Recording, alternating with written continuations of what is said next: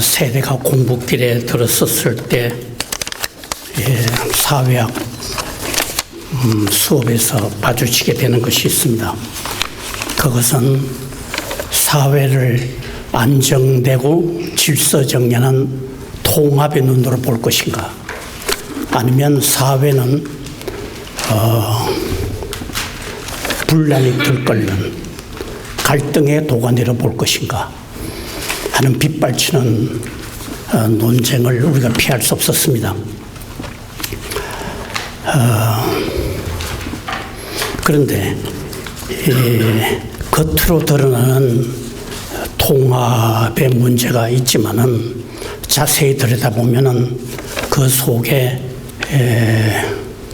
음흉한 갈등, 또 억눌린 갈등들이 진치고 있다는 것을 놓칠 수 없는 상황이 60년대, 70년대 벌어졌습니다.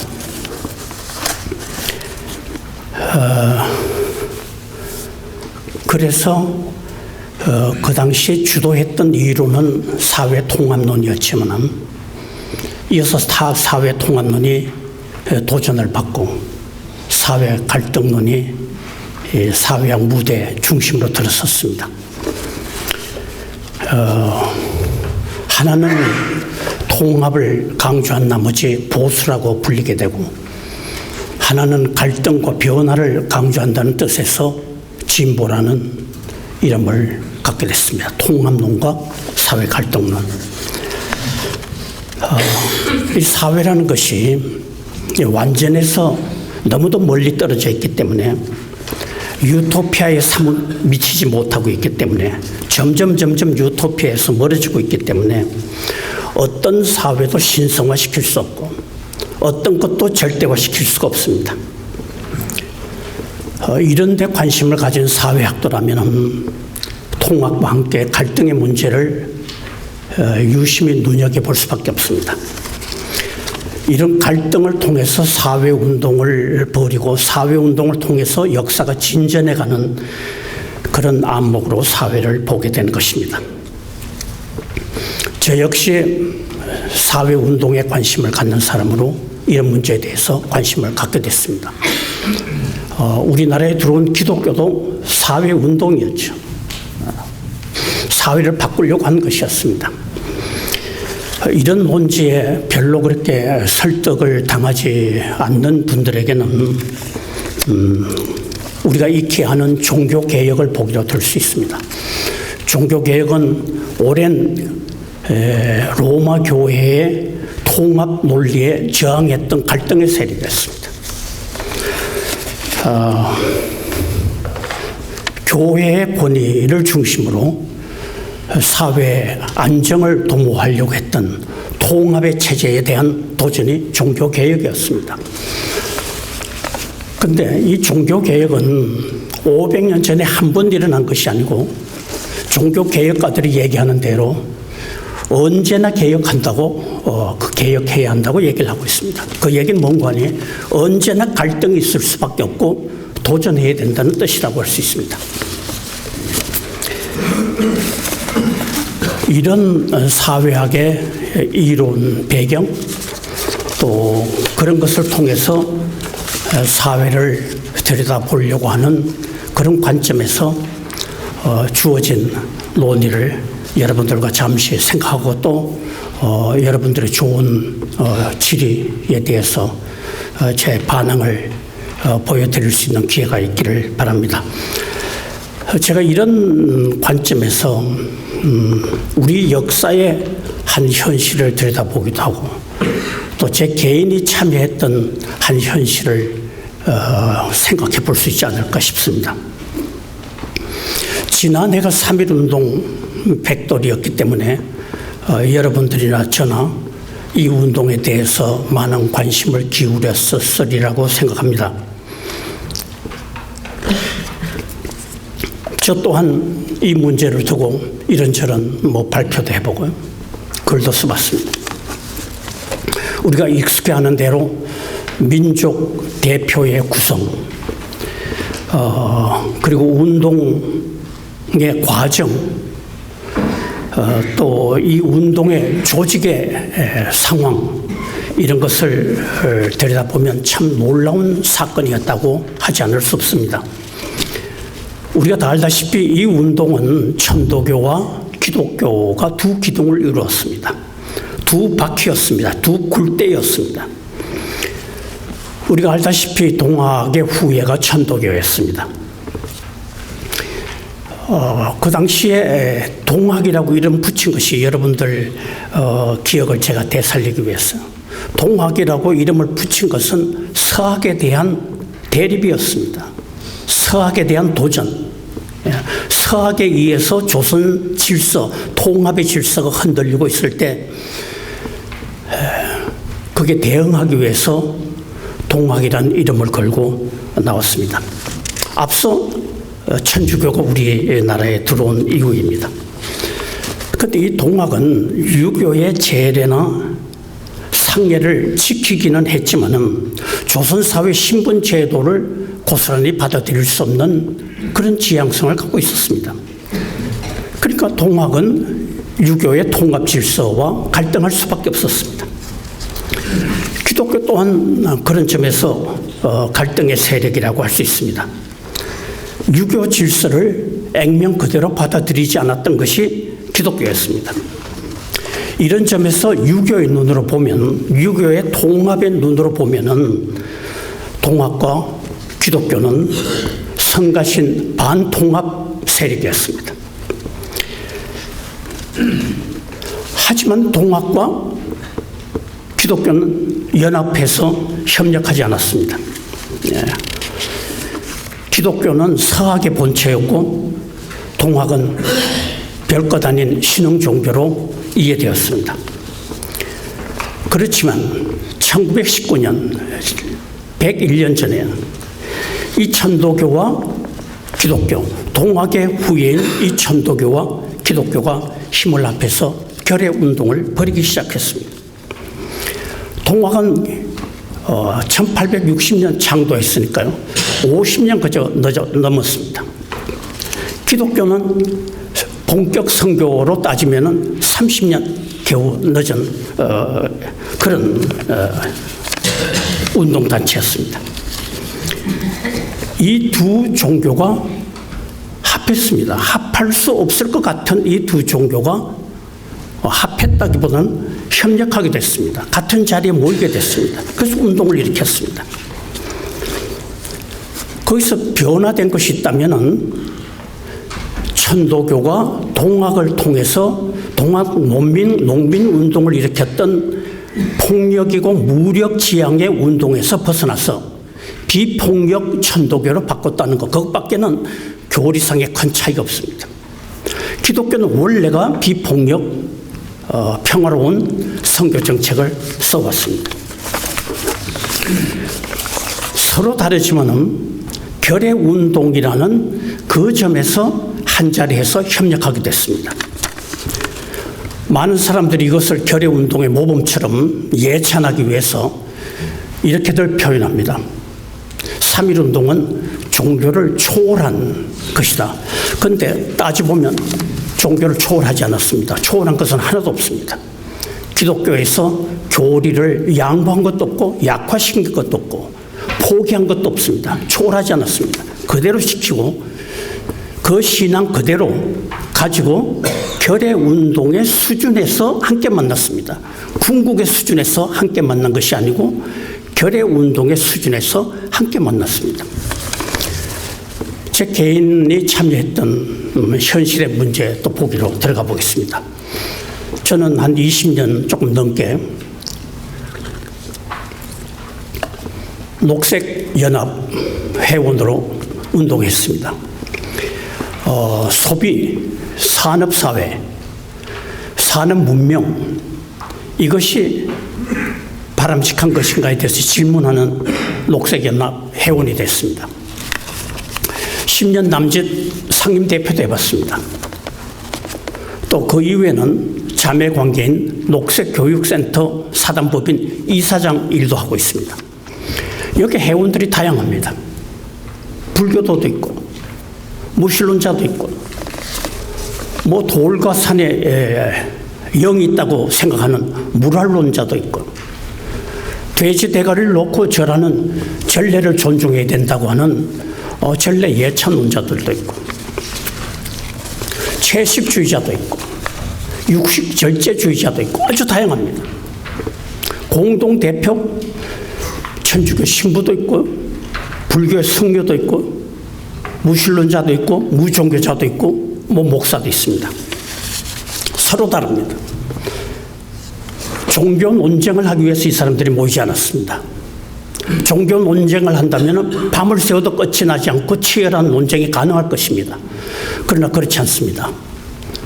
이 사람들은 그런 믿음을 다 가지면서 산업 문명이 갖고 있는 이 인간 중심의 생각을 도전하기 위해서 모인 녹색 운동에서 한자리하고 있습니다. 통합하고 있습니다. 통합해서 산업 사회로 치닫고 있는 이 통합의 질서를 도전하는 갈등의 세력을 만들어내고 있습니다. 우리 역사에서, 우리의 삶에서 통합과 갈등이라는 것이 마치 이중주를 만들고 있는 것처럼 움직이고 있습니다.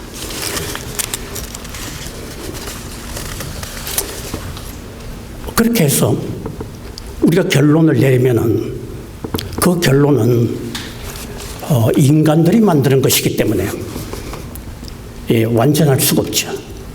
절대의 것이 될 수가 없습니다. 신성한 것이 될 수가 없습니다. 다양한 견해, 주장을 우리가 존중해야 됩니다. 사회 성숙도는 이런 다양한 주장을 존중하는 것이라고 말할 수 있습니다.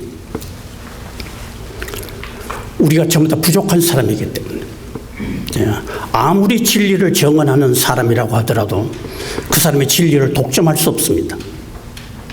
아무리 진리를 정언하는 사람이 이 세상에서 운동을 일으킨다 하더라도 그것은 모자라는 사람들의 운동입니다. 그런 사람들이 모여있는 진리 정언의 공동체라고 하더라도 그것은 천사들의 공동체가 아닙니다. 모자라는 인간들의 공동체입니다. 허술하기 짝이 없는 인간들의 존재, 인간 존재가 모여있는 공동체에 지나지 않습니다. 자기 잘못을 변호하기에 급급한 아담들의 공동체에 지나지 않습니다. 너무도 당연한 이 사실을 최근에 확정시켜준 비참하고도 흥미로운 한 사건을 여러분들 기억하실 것입니다. 지난 섣달 금음날 바티칸에서 일어난 사건입니다. 미사에 앞서서 교황이 광장에 모여든 사람들과 악수를 하고 어린아이의 볼도 만지고 안아줄 수도 있는 그런 의례를 시작할 때였습니다. 그 사람들과 악수하고 지나가는데 그때 한 여성이 간절한 마음으로 교황의 손을 잡아챘습니다. 악수하고 싶어서. 아주 열성 여성 신도였던 것 같습니다. 그런데 여기 희비극이 벌어졌어요. 교황이 뜻하지 않고 어떤 여성에 의해서 손을 잡히고 보니까 손이 아팠던 모양입니다. 그렇게 돌아서서 교황이 그 여성의 손을 때렸습니다. 내리쳤습니다. 그것도 한 번 친 것이 아니고 두 번 쳤습니다. 그게 매체를 통해서 전 세계 삽시간에 옮겨졌습니다. 저는 해외 통신을 통해서 보게 됐습니다. 그렇게 권위를 부릴 수 있고 의리의리한 옷까지 입고 모자도 쓴 그런 교황, 그 교회의 우두머리가 별 수 없는 인간이구나 하는 생각을 많은 사람들이 했을 것입니다. 자제력을 잃고 간절한 마음으로 자기 손을 잡는 여성에게 두 번이나 때렸어요. 폭력을 행사한 그 교황. 거기서 끝난 것이 아니고 이 카메라는 그 사건이 벌어지자마자 교황의 뒤로 돌아본 그 얼굴 모습을 찍었습니다. 그 얼굴 모습은 지금까지 만면의 웃음을 지었던 그 얼굴은 단숨에 사라지고 환한 얼굴로 가득 찬 그 얼굴이 카메라에 잡혔습니다. 어느 조직체도 어느 인간도 무슨 옷을 걸쳤건 어떤 권위를 행사하건 아무리 격상시킨다 하더라도 그것은 인간입니다. 격상시킬수록 참 어리석게 되는 것입니다. 이런 인간들이 만든, 이런 인간들이 수호하는 사회라고 하는 것은 허술하기 짝이 없는 것입니다. 완전해서 너무도 거리가 멉니다. 이런 인간들의 판단, 이런 인간들의 주의 주장은 어쩔 수 없는 모자라는 인간들의 산물입니다. 천사들의 산물이 아닙니다. 이 사람들이 만들어 놓은 사회 질서 결단코 절대화시킬 수가 없습니다. 모자라는 인간들이 만들어 놓은 사회 제도를 신성화시킬 수가 없습니다. 그 모든 것은 초월의 빛 밑에 심판을 받아야 됩니다. 점검받아야 합니다.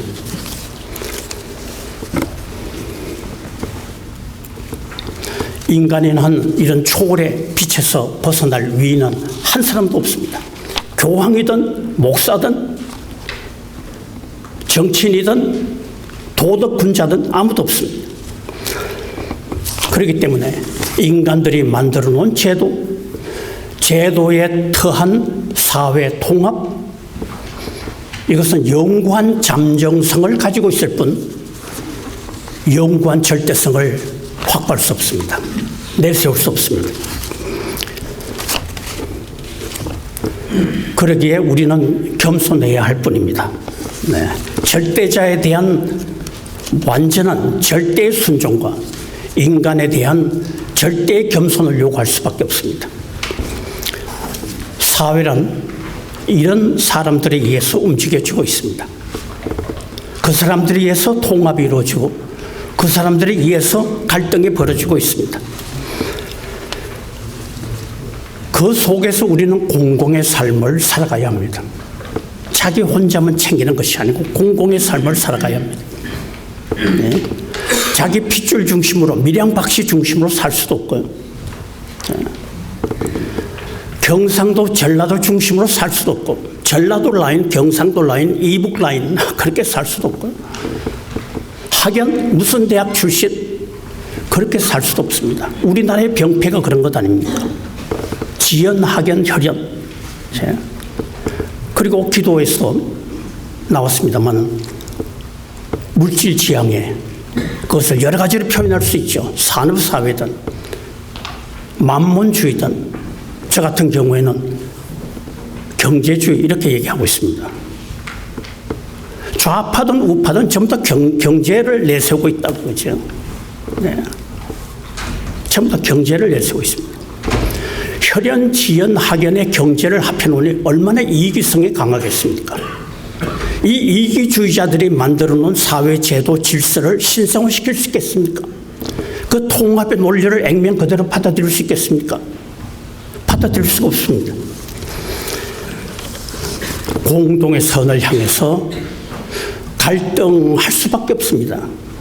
왜냐하면 힘 있는 자들이 갖고 있는 사회 제도, 돈 있는 사람들이 중심에 들어있는 사회 통합의 논리를 변두리의 사람들이 받아들여야 한다? 받아들일 수 없습니다. 도전할 수밖에 없습니다. 갈등할 수밖에 없습니다. 그래서 떠드는 사람들은 이 통합이란 누구를 위한 것인가? 누구에 의해서 움직이는 통합의 논리인가? 떠드는 사람은 이 통합은 무엇을 위한 것인가? 혈연, 지연, 학연을 위한 것인가? 배불리 먹고 잘 살고자 하는 경제주의를 위한 통합인가? 무엇을 위한 통합인가? 질문할 수밖에 없습니다. 질문해야 합니다. 그 통합이라는 것, 그것이 잠정의 것이기 때문에 모자라는 인간들에 의해서 작동되고 있는 것이기 때문에 질문해야 되고 질문받을 수밖에 없습니다. 경제주의를 내세우는 그 통합의 논리를 우리가 받아들인다면 우리는 얼마나 비참합니까? 우리는 얼마나 비속한 삶을 살아야 합니까? 우리 삶이라는 것이 경제로 축소가 될 수 있습니까? 경제 수준으로 낮출 수가 있습니까? 우리 삶이라는 것이 혈연, 학연, 지연의 도가니 속에 갇혀서 감금된 사람으로 살 수 있습니까? 살아야 합니까? 모든 것을 도전해야 합니다. 도전하려면 갈등이 있어요. 갈등이 벌어질 수밖에 없습니다. 분란이 있을 수밖에 없습니다.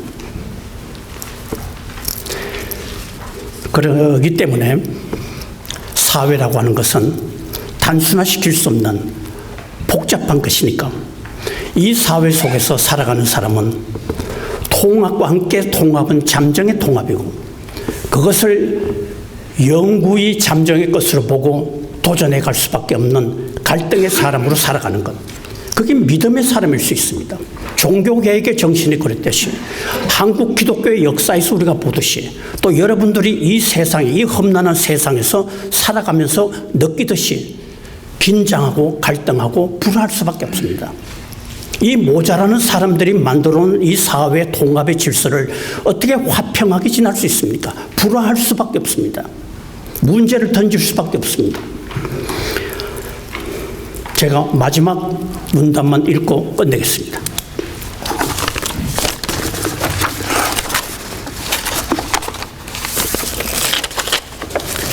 (28쪽) 마지막입니다.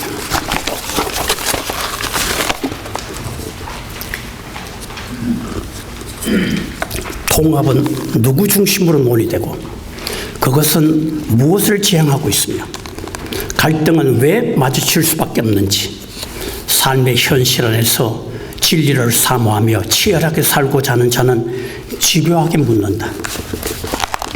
마땅히 모든 것을 헤아려 책임질하고도 가린다. 그리고 공동의 선을 향하여 마음은 열고 단색의 사람들, 그 테두리를 넘어 여러 색깔을 가진 사람들을 만난다. 편협한 이해관계를 벗어나 더욱 넓은 공동의 선으로 나아가기 위해 겸허히 논쟁의 자리로 들어가 잠정의 합의와 결론을 이끌어낸다. 그리고 힘을 모아 서로 도우며 일한다. 공동의 선으로 가는 길은 굴곡지고 험난하다.